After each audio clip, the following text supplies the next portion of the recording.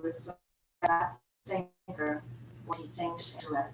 And his affirmation, I love to move and I move to love. Let's welcome Dr. Stefan Zavalin.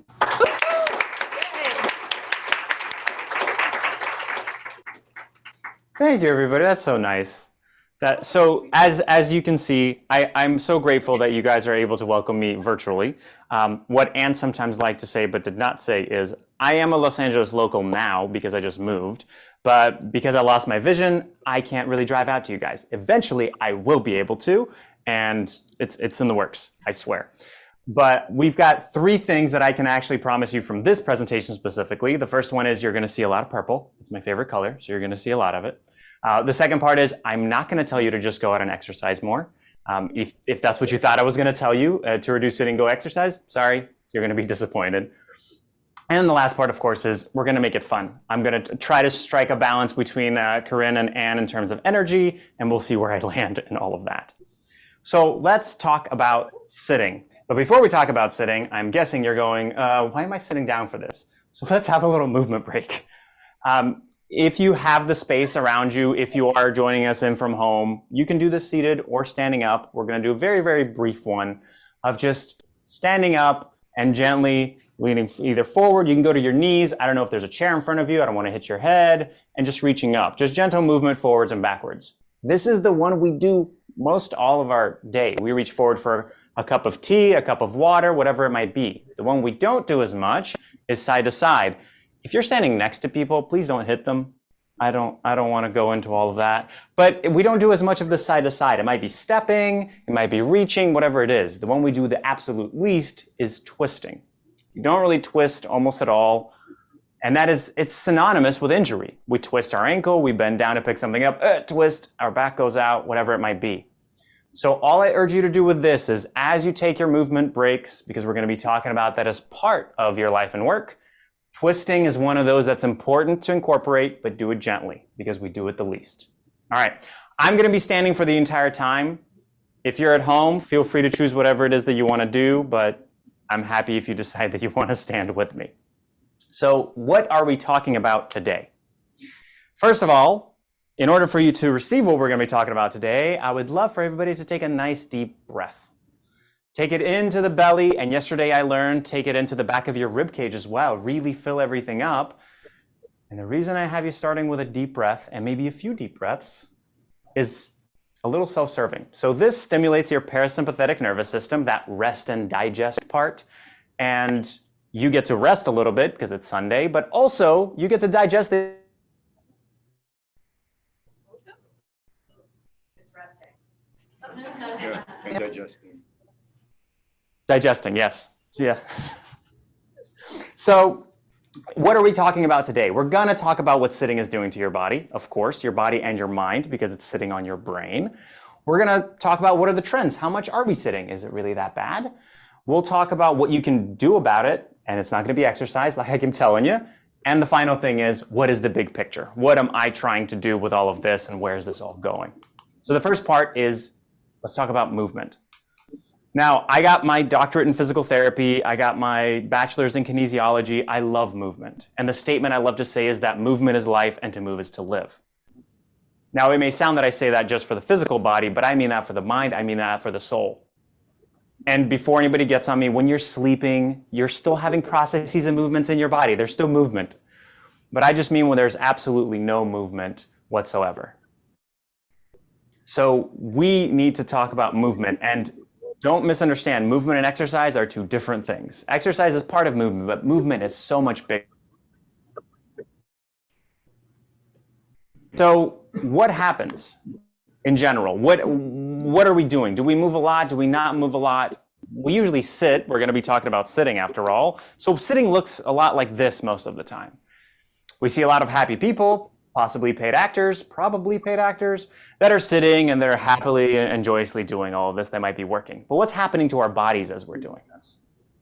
So in a short bout of sitting of a couple hours, at about 30 minutes, you've got reduced blood flowing to the brain.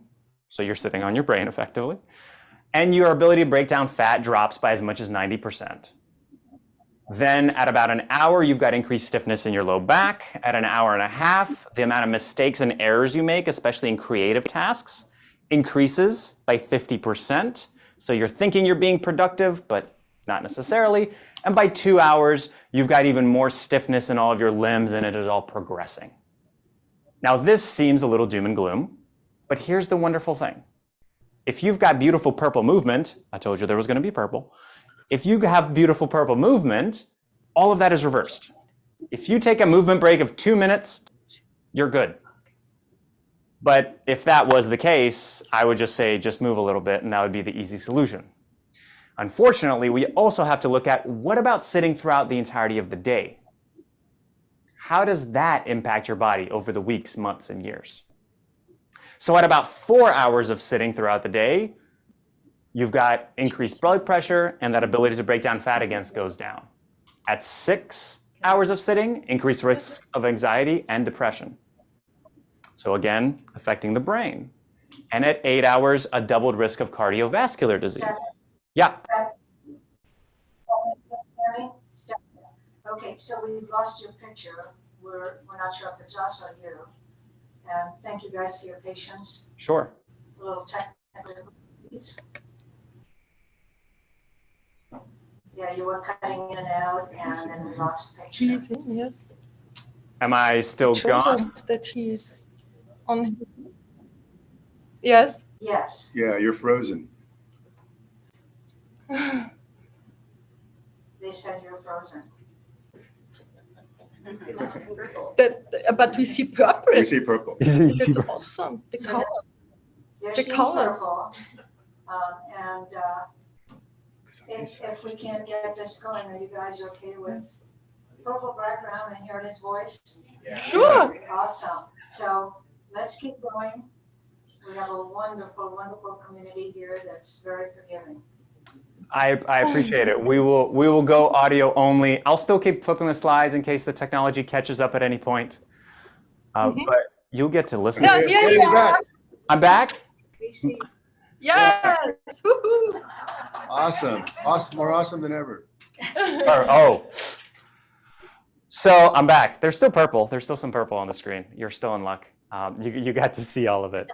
So as I was saying, up to this point, up to 8 hours of sitting, you do have increased blood pressure. You do have increased risk of anxiety, doubled risk of cardiovascular disease. That sounds doom and gloom again, but you still have purple on the screen.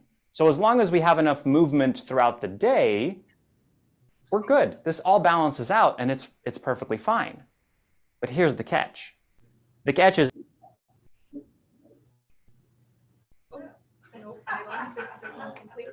Now he's gone. He's gone. He's gone. We didn't. guys We didn't. push something? No. No, we didn't. I swear. No, he went. He disconnected. He left. Okay. Let's see.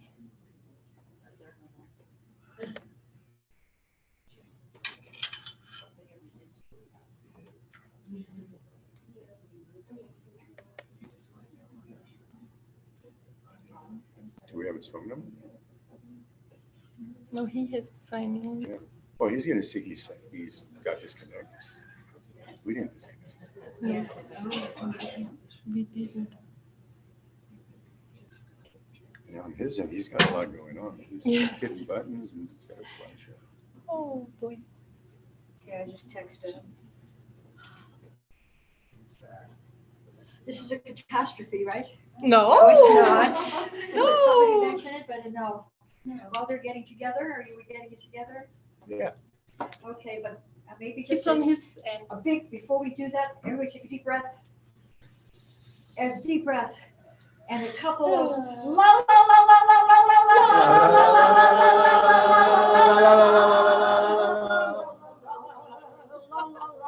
Get the energy out. Okay. I just want to say thank you guys. You're so wonderful. And of course, we're a family, we're a community, and you know, as they say, S happens, right? So by the way, Dr. Zavalin wanted to come out here, but his wife is just about to have a baby, so in a couple of months he will come out in person. Is he back in? No, he needs to sign on again. But for some reason, it just doesn't seem to work for him to sign on. His internet may have just completely cut out on him. Maybe his internet is That gone. that would be my guess, yeah, because Yeah, his internet was spotty to begin with, so You're he just had probably internet right. trouble. If he comes back, he may just want to go on audio because the video takes up more He's bandwidth. doing a lot of stuff on Yes. Yeah. the slides. You're still in the Zoom? We don't. We don't see him. Okay, we don't see you up on the screen or anything. He might have to sign off and Can on you again. sign up and sign in again? Okay, thank you so much. Okay. The thing is, he's an expert with Zoom and all of that. He has his own radio show and podcast, so he's always. Yeah, but if the internet doesn't cooperate, you know, Right. then I mean, our internet The source is out of our control. no, ours is working. Our Okay. internet is. Oh, yeah, because we have everything else on. He has the green screen, he has slides. He's got a lot going on. A lot of stuff that seems. He's using a lot of bandwidth. Oh, So It you is might a- want to just join with audio if it keeps going Yeah. like this. Zoom was always still there. Coming soon. Zoom, zoom, zoom, zoom. okay, we were just thinking, because you have so much bandwidth, maybe something is, you want to just come on with audio and talk to us, we're fine. All right, so, I guess you'll jump on Zoom and just try audio, because we don't see it. Okay. Oh, okay, okay. Okay. He had such a nice presentation. Yes, Could just call Okay. it. unfortunately. Is he gone? No, he's coming on. Okay, He's coming on. Oh, here's, Okay.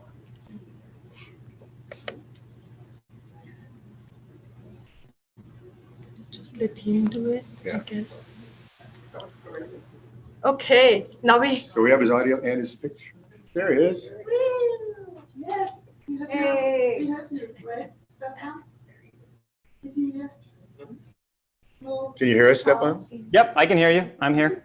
No. Okay. Yes. All right. We hear you now, okay? Where did I lose you? That's replaced by that. Replace. Eight. I think that's about 8 hours of sitting.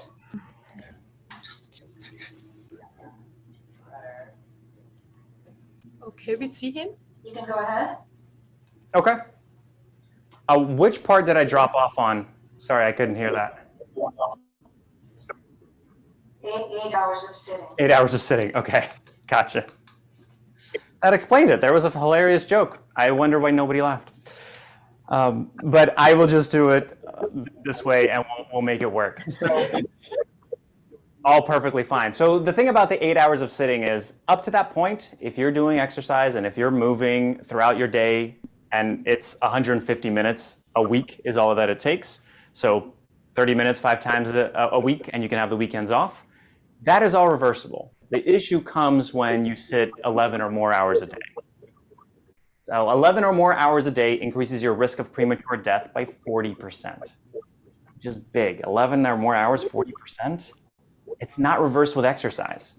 So if we're sitting for 13 to 15 hours, which is the average for US desk workers, we're well past the 11 hours.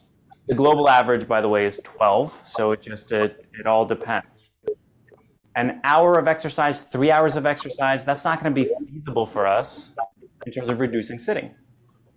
So what can we really do, right? That's the question. That's what you all are here to find out. How can we improve this? So the first part is that we need to concentrate on 2 things. 1, we need to break up the sitting. And 2, we need to adapt what we're normally doing. So let's focus on breaking up the sitting first. So for breaking up the sitting, ideally, we limit sitting to 20 to 30 minutes at a time.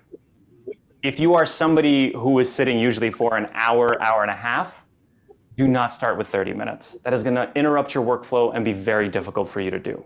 But ideally, we start with 20 to 30 minutes because, like we talked at the beginning, that's when those changes kind of start to happen. The second part is we need to adapt what we're currently doing. And what do I mean by that? I mean, we need to find those things that we're doing at work or at home that we're doing sitting down that we can start doing in standing or walking.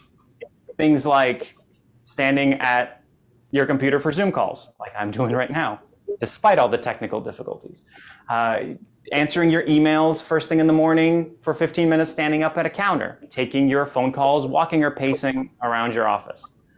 Finding those ways that we can adapt it. Maybe if you want to talk with your family after dinner, you're going to start doing it more as a walk, or you're going to play games that are more involved with movement and less sitting, like charades. That's my current family favorite that we're doing. Overall, the key principle to remember with the adaptation and with all this movement is that frequency and consistency trumps intensity. Tale as old as time, tortoise in the hare, frequency and consistency will always trump intensity. It's true for movement. So if you're doing 5 minutes every single day versus half an hour one time a week, it's better to do the 5 minutes every single day. There's a beautiful little study that they did with families. So they had 3 groups of families. One group did an hour and a half of a CrossFit workout, very intense, and then they just sat around for 4.5 hours. Another group did 6 hours of board games. And then the final group did 6 hours of chores. So you might already figure out which one did the most expending of energy, which was the chores group. The chores group moved consistently throughout the entire 6 hours. This isn't to say that you need to go out there and do 6 hours of chores. That's not what I'm saying. Similarly, as I'm not saying you need to do an hour and a half of a CrossFit workout. It's the principle that it's the consistent movement throughout the day that truly helps us.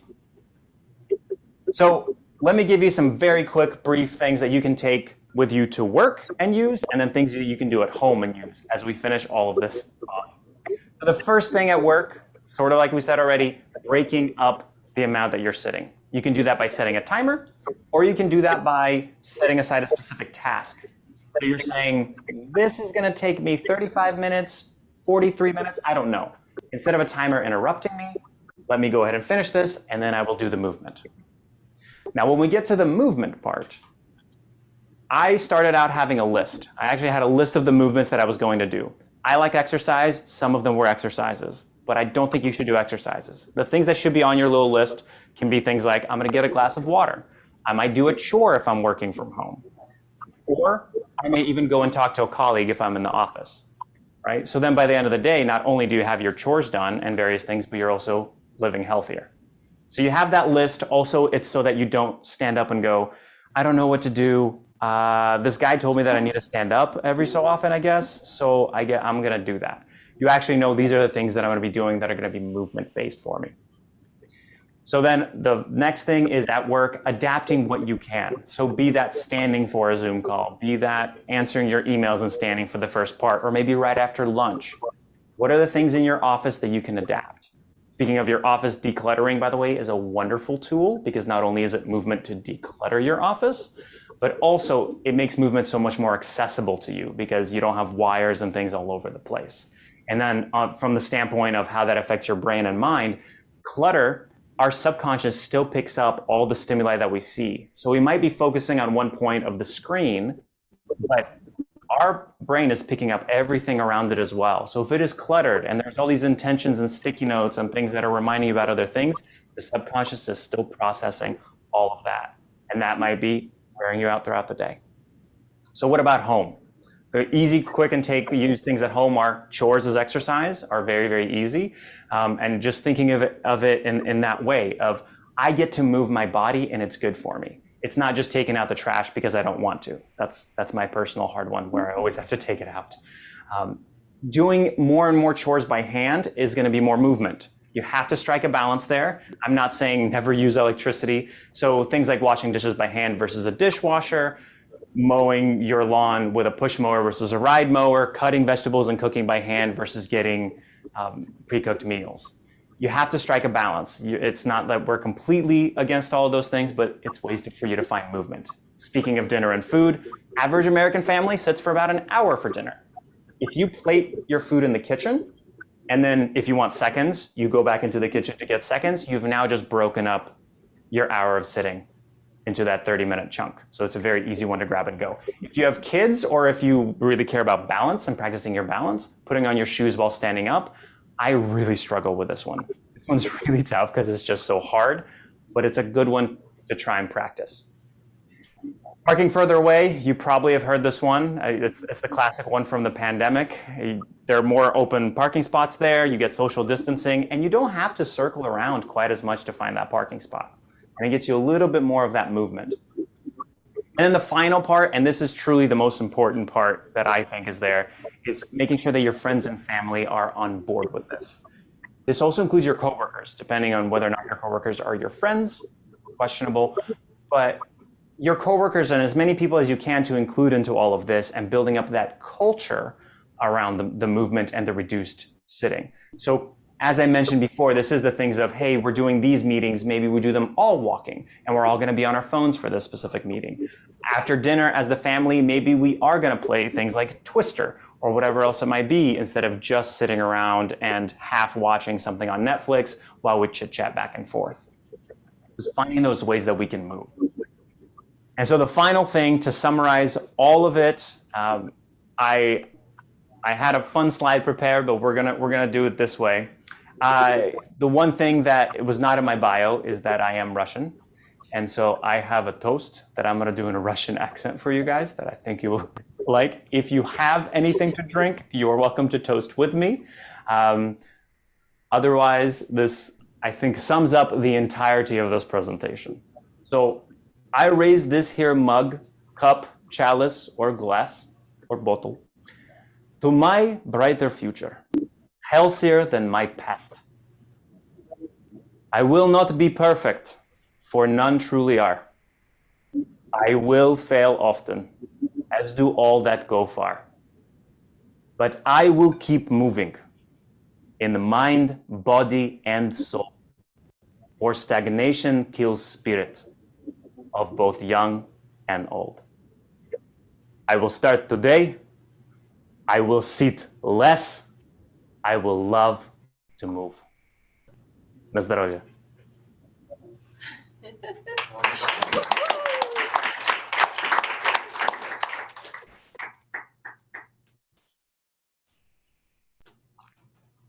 Thank you, Stefan, for adjusting and for all of you adjusting. That's what it's all about. So thank you so much for your wonderful talk, and we'd love to have you come in person, if you can hear me. Yes, and I would love to come in person. That is the plan. Yes. Awesome. Yay. Okay. Good we'll luck have a with the read. baby. Yeah, Thank you. bring the baby. Yeah, we love babies. You guys, thank you again. Thank you so much. Thank you. Thank you, everybody. So maybe it's time to stand up for a second and do a little twist. How about that? Woohoo! Yay! Yes. Let's do it. So I have to tell you, after I first connected with him,